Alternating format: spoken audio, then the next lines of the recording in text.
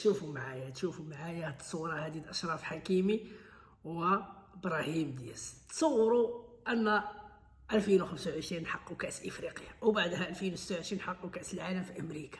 راه ماشي شي حاجه مستحيل، راه كلشي ممكن، كلشي قرب عند الله سبحانه وتعالى.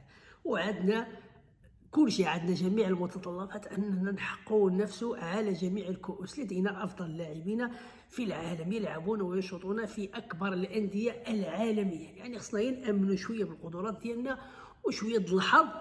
ولما لا، خلونا نحلموا. علاش ما نقدروش نحققوا هذه الارقام؟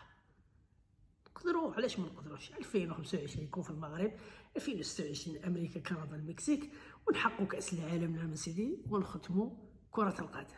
شنو عليكم؟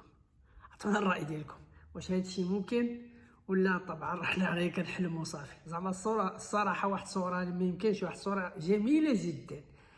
اشرف حكيمي هاز كاس العالم وبالجلابه المغربيه، وابراهيم عبد القادر دياز هاز لك كاس افريقيا وراه بالراعه.